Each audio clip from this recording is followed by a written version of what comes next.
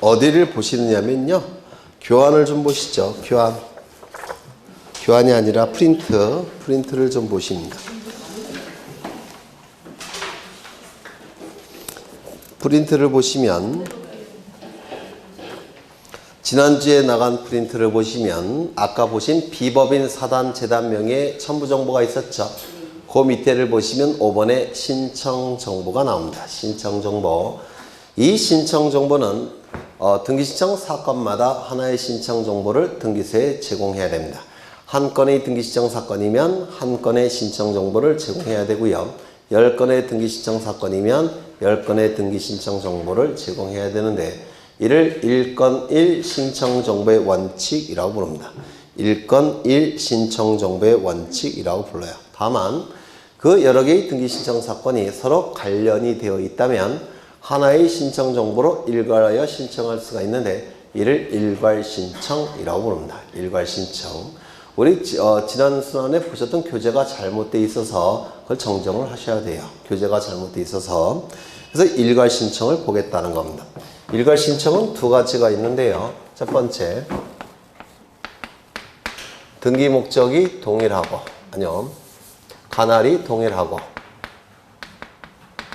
두 번째, 등기 목적이 동일하고. 세 번째, 등기 원인이 동일할 때 한 건의 신청 정보로 등기를 신청할 수가 있습니다. 이거는 하나의 거래로 볼 수가 있기 때문에 여러 개의 등기 신청 사건이지만 하나의 거래로 볼 수가 있기 때문에 한 건의 신청 정보로 신청할 수 있다라는 겁니다. 이것 꼭 외워두셔야 돼요. 그러면 이러한 경우에요. 여기 토지가 이렇게 존재하고 토지 소유자는 갑입니다. 그런데 갑의 토지 위에 건물도 있고요. 건물 소유자도 갑입니다. 이때 이 갑의 건물을 을이 매입을 하겠다는 겁니다. 그리고 소유권 이전 등기까지 이루어지면 갑의 소유권은 을의 소유권으로 변동이 될 겁니다. 그런데 을이 바보가 아닌 이상 건물만 매입해서는 안 돼요. 왜냐면 건물 소유자와 토지 소유자가 달라지게 되면 간수법상의 법정지상권이 성립되겠죠. 그런데 성립 안 되는 경우도 있어요. 간법지가 성립되지 않는 경우도 있습니다. 그럼 간법지가 성립되지 않으면 건물 소유자와 토지 소유자가 달라지게 되는 것이고 건물 소유자가 자신의 건물로서 토지를 불법적으로 점유하는 결과가 됩니다. 따라서 건물은 철거돼요. 그래서 바보가 아닌 이상 건물만 매입해서는 안 되고 토지까지 같이 매입을 해야 됩니다. 그런데 토지와 건물은 별개의 부동산이죠. 별개의 부동산이니까 이거는 별건의 등기신청 사건입니다. 그러면 두 개의 등기신청 정보를 등기소에 제공해야 됨이 원칙이겠지만 이 사안의 경우는 하나의 거래로 볼 수가 있죠. 하나의 거래로 볼 수가 있기 때문에 한 건의 신청 정보로 신청할 수가 있다는 겁니다. 한 장으로 신청할 수가 있다는 거예요. 따져보죠. 관할이 같습니까? 관할이 같겠죠. 토지 위에 건물이니까 관할이 같을 겁니다. 두 번째, 등기의 목적이 같습니까? 등기의 목적이 같습니다. 등기원인도 같습니까? 등기원인도 같습니다. 이때는 하나의 거래로 봐서 간주해서 한 건의 신청 정보로 등기를 신청할 수 있다는 겁니다. 두 번째는 첫 번째, 관할은 무조건 같아야 돼요. 관할이 다르다고 한다면 등기소가 달라지죠. 한 장으로 신청할 수는 없을 겁니다. 따라서 관할은 무조건 동일해야 됩니다. 이게 출제가 된 적이 있어요. 두 번째, 대법원 규칙이 정하는 경우에는 이때도 일괄 신청이 가능한데요. 이 대법원 규칙이 정하는 경우는 여러 개의 등기 신청 사건이 서로 관련 있는 등기 신청 사건이라는 겁니다. 관련 있는 등기 신청 사건. 따라서 이때도 서로 관련이 있는 등기 신청 사건이기 때문에 관할만 같다면 한 건의 신청 정보로 신청할 수 있다는 겁니다.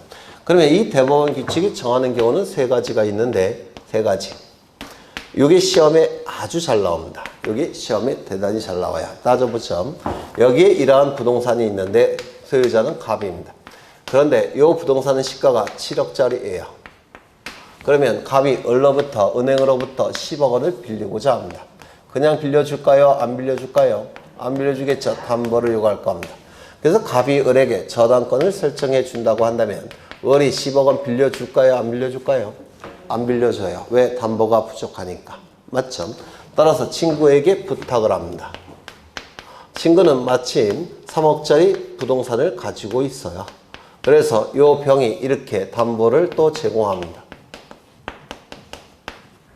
그러면 이제는 빌려주겠죠? 10억. 그렇죠. 그러면 을은 10억의 피담보 채권이 발생을 했을 테고, 그리고 저당권 설정 등기를 하면 저당권을 취득하게 될 겁니다. 그리고 여기도 10억의 피담보 채권이 발생할 테고, 저당권 설정 등기를 하게 되면 저당권을 취득하게 될 겁니다. 이거를 뭐라 부르죠? 동일한 채권을 담보하기 위하여 수개의 부동산에 설정된 저당권, 이걸 뭐라 부릅니까? 공동저당이라고 부릅니다. 민법에서 공동저당이라고 불러요. 만약에 여기는 어떻게 등기가 될까요? 1번 저당권 설정, 그 다음에 10억 이렇게 기록이 되겠죠. 누구죠? 여기는 어떻게 기록이 될까요? 마찬가지로 1번 저당권 설정 10억을 이렇게 기록이 됩니다. 이걸 공동저당이라고 불러요. 그런데 이렇게 기록될 수가 있겠죠. 여기에는 7억, 여기는 3억 이렇게 기록돼도 10억 빌려주겠죠. 그럼 이건 공동저당이 아니에요. 이건 일반 저당권입니다. 일반 저당권이 2개가 있는 것이고요. 노란색은 일반 저당권이 2개가 있는 것이고, 반드시 같은 금액이 기록돼야지만 이게 공동저당이에요. 공동저당. 그렇다면 이 2개의 저당권은 이 10억 채권에 대해서 연결되어 있죠. 10억 채권에 의해서 연결되어 있기 때문에 서로 관련된 저당권이라고 볼 수가 있어요. 따라서 이 2개의 등기는 한 건의 신청 정보로 신청할 수가 있더라는 겁니다. 이게 일괄 신청입니다. 되셨나요? 그런데 만약에 이게 7억, 3억이라고 한다면 일괄 신청할 수 있습니까? 없어요. 2개의 저당권은 같은 채권을 담보하기 위한 게 아니니까. 서로 별도의 채권을 담보하기 위한 거니까 관련된 채권이 아니어서 일괄 신청할 수 없겠죠. 두 번째. 여기에 이것도 갑소유라고 한다면 이때는 등기 목적이 같고 이때 저당권 설정 계약 갑을 등기 원인이 같아요. 맞아요. 그러면 이게 병일 때는 등기 원인이 다른 겁니다. 계약의 당사자가 다르니까. 그런데 갑을 이렇게 얘기를 하면 이거는 등기 원인이 같은 거예요. 당사자가 병과 을이 저당권 설정 계약을 체결했다면 등기 원인이 다른 겁니다. 왜? 당사자가 다르니까. 그런데 갑을 이렇게 저당권 설정 계약을 체결했다면 이거는 똑같죠? 맞아요. 이거는 등기 원인이 같은 거니까 일로 가는 겁니다. 소유자가 같은 사람이라고 한다면 이쪽으로 해결하는 거예요. 등기 원인이 같고, 등기 목적 같고, 카날 같고. 근데 소유자가 다르기 때문에 이쪽으로 가는 겁니다. 무슨 말인지 아시겠어요? 그렇죠. 이때는 여기에 해당되는 일괄 신청이 인정이 되더라는 겁니다. 이걸 말로 표현하셔야 돼요. 동일한 채권을 담보하기 위해서 소유자가 다른 수개의 부동산에 대해서 저당권 설정 등기를 신청할 때는 여기에 해당되는 일괄 신청입니다.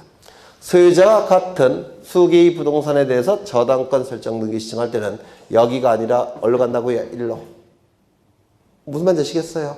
그렇죠. 그러면 이제 따져보죠. 동일한 채권을 담보하기 위해서 소유자가 다른 수개의 부동산에 관한 저당권 설정 등기를 신청할 때는 대법원 규칙에서 인정하는 일괄 신청이 허용이 됩니다. 이거 이해가 되실까요? 그러면 프린트 보죠. 2번, 똥골뱅이 2번을 보시면 일괄 신청과 동시 신청 나와 있는데 기억을 보시죠. 동일한 채권 담보를 위하여 소유자가 다른 여러 개의 부동산에 대한 저당권 설정 등기를 신청할 때는 한 건의 신청 정보로 일괄해서 신청할 수 있죠. 만약에 여기가 소유자가 다른이 아니라 소유자가 같은 이라는 표현이 있다면 이때는 여기에 해당되는 일괄 신청이에요. 무슨 말인지 아시겠어요? 그렇죠. 그 다음에 2번을 보시면 2번, 3번을 먼저 보죠. 아니, 디귿을 보죠.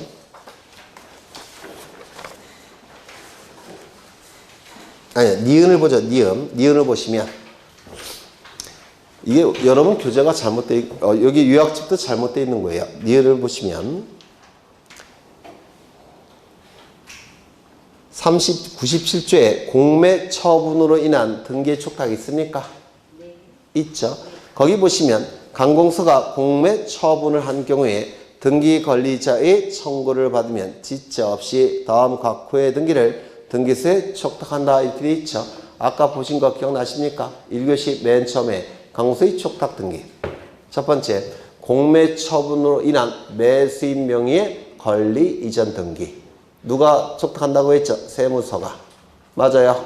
공매 처분으로 인하여 소멸되는 권리의 등기의 말소 등기. 이거 세무서가 촉탁한다고 했죠?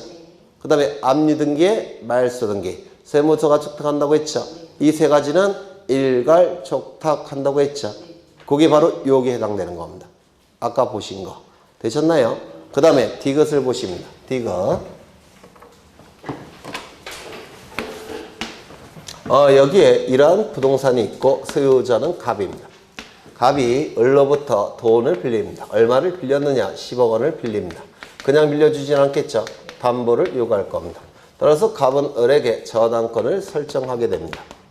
그러면 을은 10억의 채권이 발생을 했을 테고 그 다음에 저당권 설정 등기를 하게 되면 저당권을 취득하게 될 겁니다. 이때 피담보 채권이 변제기에 변제되지 않으면 저당권자는 저당권을 실행하겠죠. 저당권을 실행하는 첫 번째 절차는 법원에 경매를 청구하는 겁니다. 경매가 청구가 돼요. 그러면 법원에서는 임의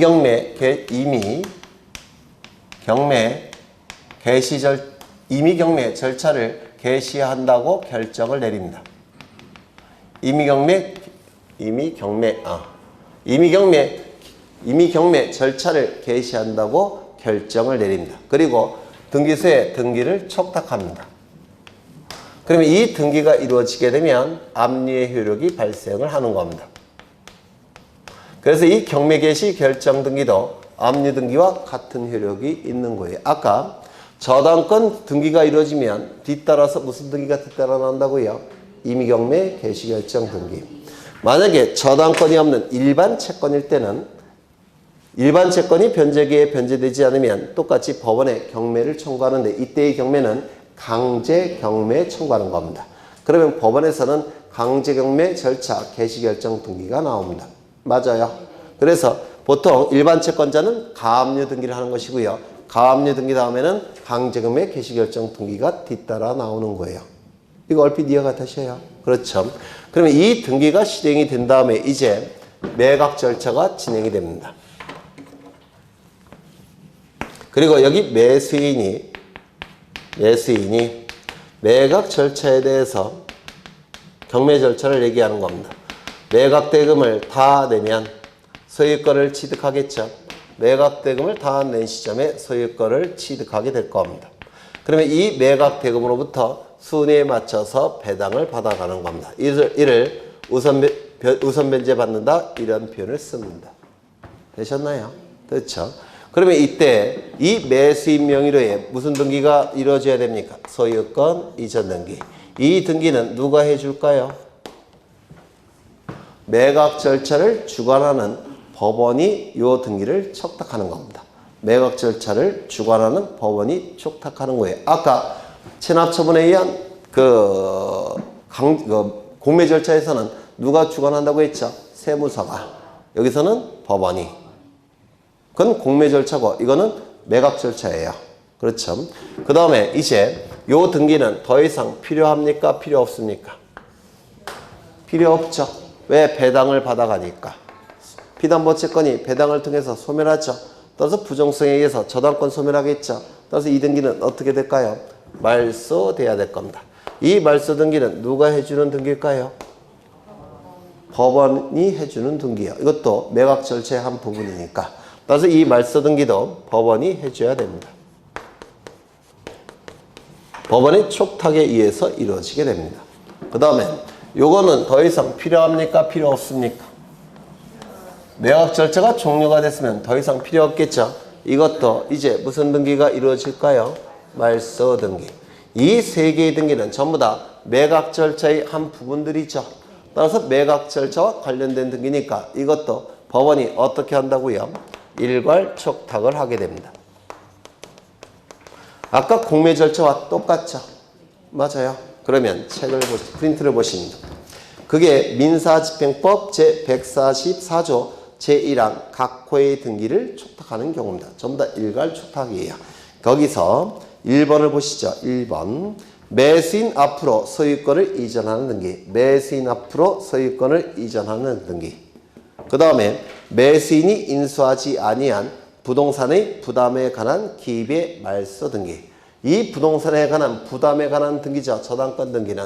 이 저당권을 매수인이 인수합니까? 인수하지 않습니까? 인수하지 않죠. 배당을 받아가니까. 따라서 이 등기의 말소 등기는 전부 다 법원이 촉탁해서 말소한다고 했죠. 그 다음에 디귿을 보시면 경매 개시 결정 등기를 말소하는 등기. 경매 개시 결정 등기도 더 이상 필요 없죠. 말소 등기해야 되는데 누가 촉탁한다고요? 법원이. 세 개의 등기는 전부 다 매각 절차와 관련된 등기니까 법원의 일괄 촉탁에 의해서 이루어지게 될 겁니다. 요거 되셨어요? 되셨죠? 여러분 그 요약집을 한번 보시죠. 요약집.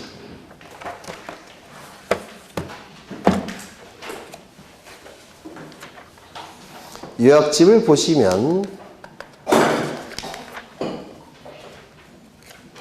480 맞나? 454쪽을 보십니다.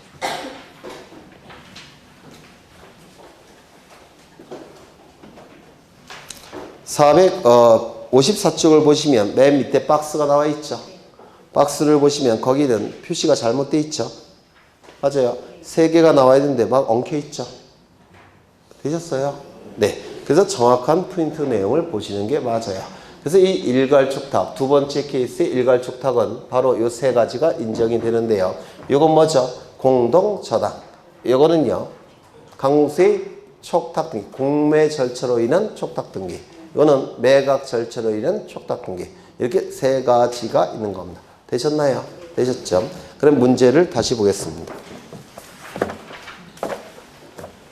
문제를 보시면 같은 채권의 담보를 위하여 소유자가 다른 여러 개의 부동산에 대한 저당권 설정 등기를 신청하는 경우 한 건의 신청 정보로 일괄하여 신청할 수 있다. 틀렸겠죠? 없다가 됐으니까 틀렸죠? 그 다음에 5번을 보겠습니다.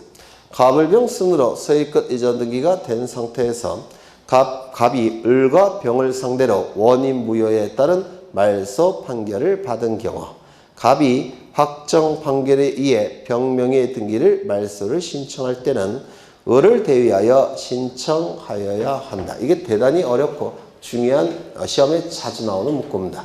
좀 이해를 해 두셔야 될 거예요. 여기에 이러한 부동산이 있고요. 소유자는 갑입니다. 갑이 을과 매매 계약을 체결합니다. 이 안에 뭐가 있을까요? 물권행위. 소유권 이전 등기까지 이루어지면 갑이 가진 소유권은 을의 소유권으로 변동이 될 겁니다. 맞아요. 이때 1년 후에 을은 병과 매매 계약을 체결합니다. 그러면 이 안에는 뭐가 있죠? 물권행위.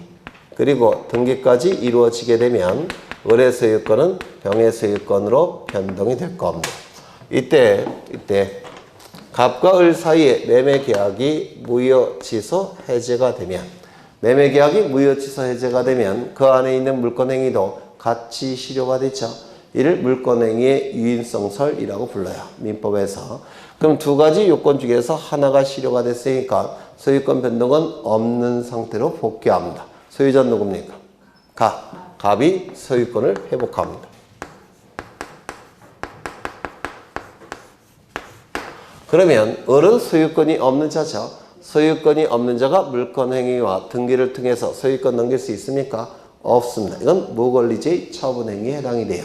따라서 이 병명의 소유권 등기는 갑의 소유권을 침해하는 등기이기 때문에 이 등기는 말소가 돼야 될 겁니다. 그러면 이 등기가 말소됨으로 인해서 등기만 놓고 볼 때 불이익이 발생한 자는 누굴까요? 등기만 놓고 볼 때 병이겠죠. 등기 의무자. 이익이 발생한 자는 누굴까요? 갑이라 그러시면 안 돼요. 병명의 등기가 말소가 된 등기명의는 갑으로 회복되는 게 아니라 을로 회복이 돼요. 을로. 맞아요. 따라서 을이 등기 의무자입니다. 그래서 말소 등기를 이렇게 신청하게 될 겁니다. 되셨나요? 그렇죠. 그러면 이제 이 등기가 말소가 되면 등기 명의는 누구 명의로 회복이 됩니까? 을 명의로 회복이 되죠. 을 명의 등기는 갑의 소유권을 여전히 침해하는 등기네요. 따라서 이 등기는 말소가 돼야 될 겁니다. 이 등기가 말소됨으로 인해서 등기만 놓고 볼 때 불이익이 발생한 자는 누굽니까? 을 등기 의무자. 이익이 발생한 자는 누굴까요? 갑 등기 권리자. 따라서 을명의 소유권 이전 등기, 말소 등기는 이렇게 등기소에 가서 등기를 공동으로 신청하게 될 겁니다. 여기까지 되셨을까요? 그렇죠. 그렇다면 갑의 등기 명의를 회복하라고 요 병이 요 등기 신청해 줄까요? 안 해줄까요? 안 해주겠죠. 갑 좋으라고 지가 비용 내고 시간 내서 말소 등기 신청하러 갈까요? 안 갈까요? 안 가요. 그렇죠. 그러면 이때 갑은 병을 피고로 해서 소송 제기하겠죠. 맞습니까? 병을 피고로 해서 소송을 제기할 겁니다. 그러면 판결서 나오겠습니까? 그렇죠. 요 판결서를 가지고 요 말소 등기를 신청하면 됩니다. 요거 되셨을까요? 그 다음에 요 을은 말소 등기 신청하러 갈까요? 안 갈까요? 안 가겠죠. 그러면 이것도 어떻게 될까요? 마찬가지로 법원에 소송을 제기해서 판결서를 받아서 등기를 단독으로 신청하게 될 겁니다. 맞아요. 그러면 갑의 입장에서는 을과 병에 대해서 소송을 제기해야 되겠죠. 맞아요. 그렇죠. 이때 이 요게 신청하지 않으면 병을 피고로 해서 판결서를 받을 수 있지만 이때 을이 승소 판결을 받으면 요 판결서만 가지고도 단독 신청할 수 있죠. 맞아요. 그러면 을의 신청을 을도 안 할 때는 대위 신청할 수 있습니까? 대위 신청할 수 있죠. 대위 신청을 통해서 이 등기를 말소하는 겁니다. 대위 신청을 통해서 말소가 되면 이제 을의 명의로 등기가 이루어지겠죠. 그러면 이제 말소 등기 신청할 텐데 요 을이 안 해주면 이때 다시 갑은 누구에 대해서 소송을 걸었습니까? 아까 을에 대해서 소송 걸었죠. 판결서를 가지고 이제 단독으로 신청할 수가 있을 겁니다. 맞아요. 이때 이 병명의 등기를 말소 신청하는 것은 직접 신청하는 게 아니라 을이 신청할 것을 대위 신청한 것이죠. 이거 이해가 되셔요? 그러면 지문을 다시 보십니다. 잘 보셔요. 갑을 병순으로 소유권 이전 등기가 된 상태에서 갑이 을과 병을 상대로 원인무효에 따른 말소 판결을 받은 경우 을과 병을 상대로 원인무효에 따른 말소 판결을 받은 경우 갑이 확정 판결에 의하여 병명의 등기를 말소를 신청할 때는 을을 대위해서 신청하는 거죠. 맞아요. 직접 요 신청은 을이 그러니까 원래는 이렇게 가야 되는 겁니다. 근데 을이 안 가니까 을을 대위해서 신청한 겁니다. 이해가 되셔요? 네. 이해가 되셨으면 좋겠는데, 네, 좀 어려운 내용 맞습니다. 그 다음에 오른쪽, 그 밑에 일괄 신청할 수 있는 경우, 참고, 이것도 잘못됐죠? 네, 잘못된 거예요. 그 다음에 오른쪽을 가보시면, 10번. 방문 신청을 위한 등기신청서의 작성 및 제공에 관한 설명으로 틀린 것은 1번. 등기신청서에는 신청인 또는 그 대리인이 기명 날인하거나 서명해야 된다. 이게 뭐라고 출제가 됐느냐면 기명 날인 및 서명해야 된다. 이러면 틀린 거예요. 그래서 이름 쓰고 도장을 찍든지 아니면 사인을 하라는 겁니다. 두 개를 동시에 할 필요는 없겠죠.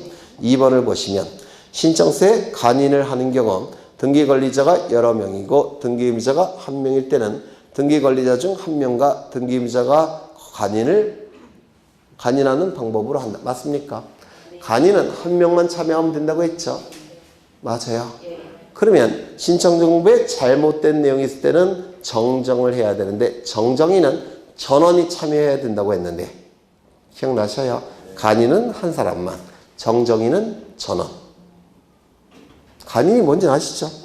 네, 이 신청 정보가 한 세트라는 것을 확인시키기 위해서 여기 옆에다가 도장을 찍는다든지 사인하는 걸 간인이라고 불러요.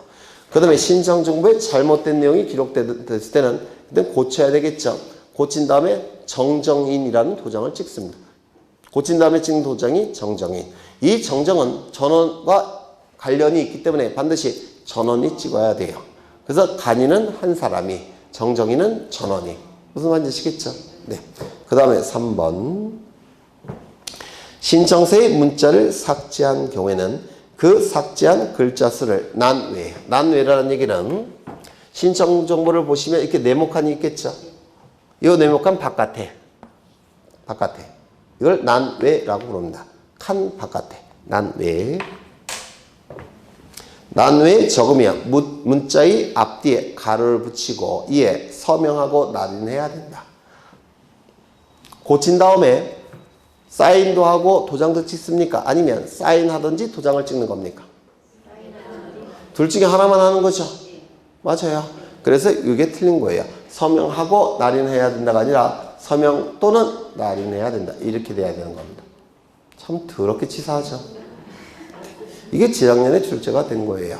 그 다음에 4번을 보시면 특별한 사정이 없는 한 등기 신청은 한 건당 한 기 부동산에 관한 신청 정보를 제공하는 방법으로 해야 합니다. 이게 뭐죠? 1건 1 신청 정보의 원칙이라고 부르죠. 그 다음에 5번 같은 채권의 담보를 위하여 여러 개 부동산에 대한 저당권 설정 등기를 신청하는 경우 일괄 신청이 가능하죠. 다만 부동산의 관할 등기소가 서로 다르다면 한 건의 신청 정보를 해결할 수 있습니까? 없어요. 관할은 무조건 같아야 돼요. 그렇죠. 그래서 정답은 2번인데 이게 참 시험장에서 많은 분들이 틀렸던 문제예요. 재작년에. 11번 가겠습니다. 11번. 갑이 그 소유의 부동산을 을에게 매도한 경우에 관한 설명으로 틀린 것은 1번. 을이 부동산에 대한 소유권을 취득하기 위해서는 소유권 이전 등기를 해야 된다. 운임법 186조에 의하면 법률행위 플러스 등기, 물권 변동이죠. 이 법률행위 플러스 등기, 물권 변동에서 법률행위는 물권행위를 얘기하죠. 그런데 매매계약 안에 물권행위가 있다는 게 판례예요. 그래서 맞는 질문이 될 테고 2번 을은 갑의 위임을 받더라도 그의 대리인으로서 소유권 이전 등기를 신청할 수 없다. 이건 뭐죠? 자기 계약 금지에 관한 규정은 우리 등기법에서는 적용되지 않는다고 했죠. 맞아요. 네, 자기 계약. 여기 부동산에 대해서 갑이 을과 매매 계약을 체결합니다. 그러면 이 소유권 이전 등기가 이루어지면 갑의 소유권은 을의 소유권으로 변동이 되겠죠. 원칙은 이렇게 등기소에 가서 등기를 공동으로 신청하는 거죠. 맞아요. 그런데 이때 갑이 바쁘다 보니까 대리권을 수여합니다. 대리권을. 그러면 이때 을은 갑의 대리인으로서 그리고 매수인 본인으로서 이렇게 등기소에 가서 신청하죠. 이게 자기계약 금지에 관한 규정이 우리 등기법에는 적용되지 않는다 이렇게 얘기합니다. 맞아요. 네. 그 다음에 3번 을이 소유권 이전 등기 신청에 협조하지 않은 경우 갑은 을에게 등기 신청에 협조할 것을 소구할 수 있다. 소송을 구할 수 있다. 를 소구한다 라고 불러요. 왜 소구할 수 있습니까? 갑은 소유권 이전 등기 인수 청구권이 있죠. 을은 소유권 이전 등기 인수 의무가 있죠. 그러면 그 매수인 을이 소유권 이전 등기 인수 의무를 이행하지 않게 되면 매도인 갑은 법원에 소송을 제기해서 판결서를 받아서 승소한 등기 의무자로 판결을 단독으로 신청할 수 있습니까? 아까 판결에 의한 등기 신청 두 번째 그림이에요. 기억 안 나셔요? 다시 좀. 갑자기 화가 날 뻔했습니다. 4번 갑이 소유권 이전 등기 신청 했나? 했죠? 했나?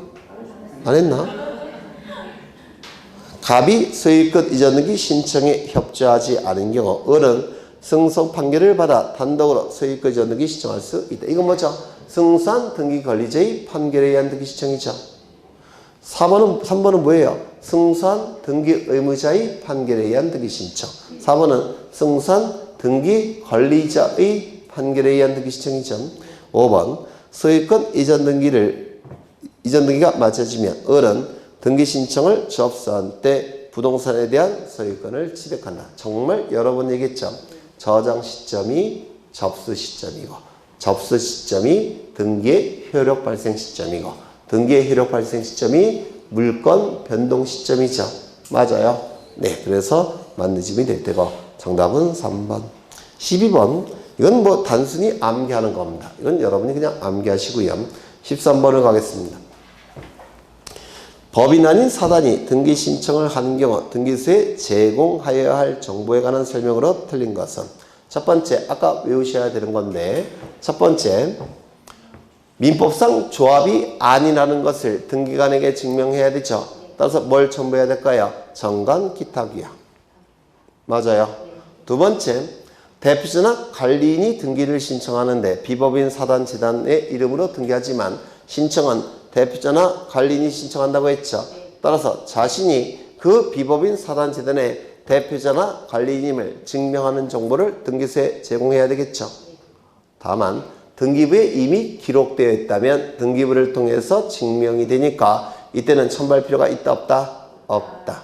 그 다음에 네 번째를 먼저 보죠. 네 번째는 비법인 사단 재단의 경우에는 부동산 등기부에 대표자나 관리인의 이름, 주민번호, 주소를 기록하기 때문에 주소와 주민번호를 정확하게 기록해야 되니까 주소 증명정보와 주민등록증명정보를 첨부해야 된다고 했습니다. 맞아요. 그 다음에 세 번째.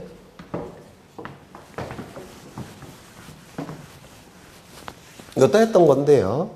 기억나실지 모르겠는데 A라는 교회가 있습니다. 이 교회는 법적 성질이 비법인 사단이에요. 교회는 비법인 사단입니다. 이 A 교회가 부동산을 B 교회에게 처분하고자 합니다.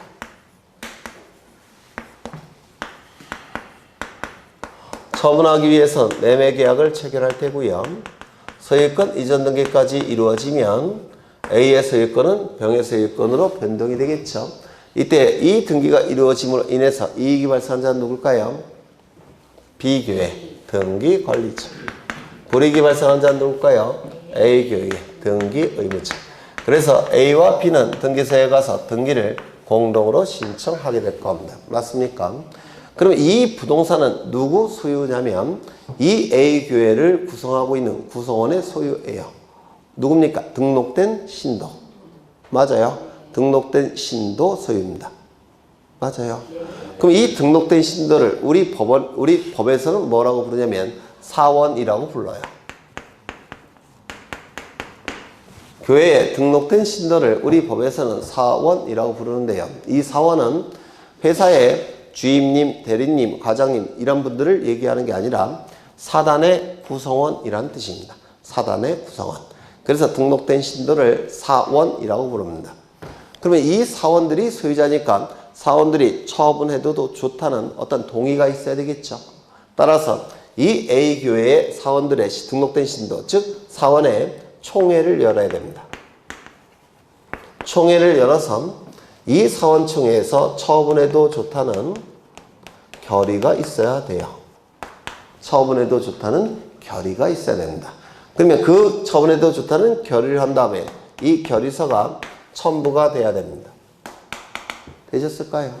그러면 등기 의무자는 권리를 상실하는 자니까 사원총회를 열어서 처분 결의를 한 다음에 그 서류가 첨부가 돼야지만 등기관이 등기를 해줍니다. 이때 등기 권리자 B는 사원총회는 있겠죠. 맞습니까?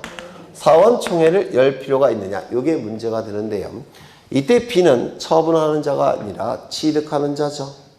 맞아요. 그러면 취득하는 자가 사원총회 취득 결의를 해야 되느냐? 이런 건 없습니다. 취득 결의라는 건 없어요. 처분 결의만 있지 취득 결의라는 건 없습니다. 그러면 이 비교회가 처분 결의를 한다. 이건 말이 돼야 안 돼요? 비교회는 등기 권리자니까 취득하는 자지 처분하는 자가 아니죠. 따라서 이 처분 결의서는 누구만 첨부하는 겁니까? 등기 의무자만 첨부하는 겁니다. 등기 권리자는 첨부하는 게 아니에요. 등기 의무자만 첨부한다. 또한 비법인 사단만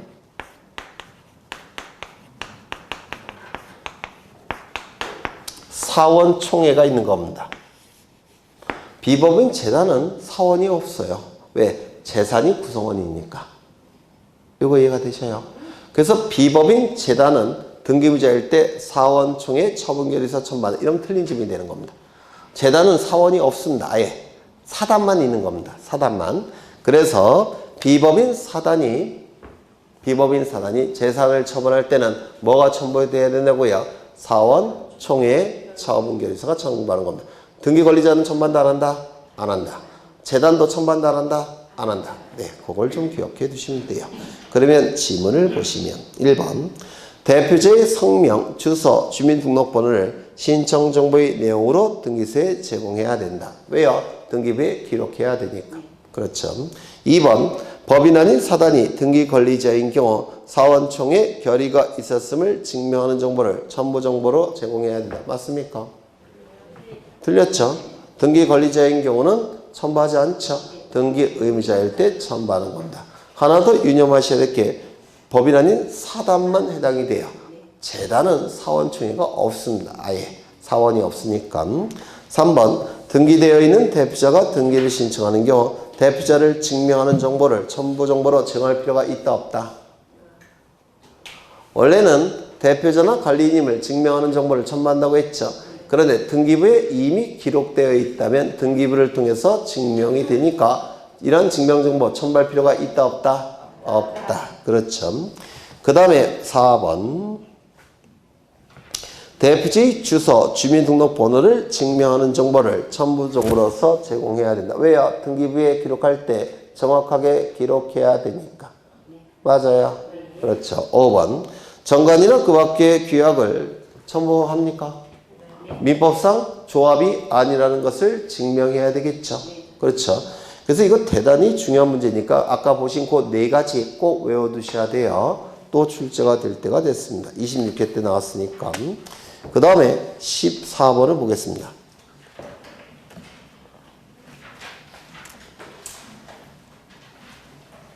여기서부터 다음에 하죠. 네, 여기서부터는 다음에 하겠습니다.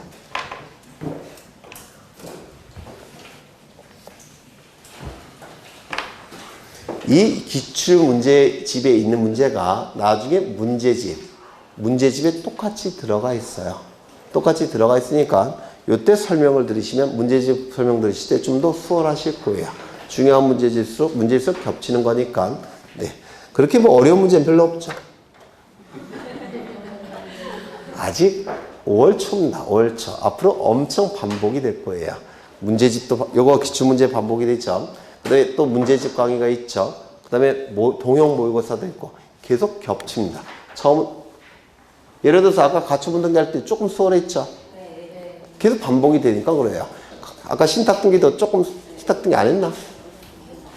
오늘 안 했네. 그러니까 가장 어려운 게 신탁등기와 가처분 등기예요.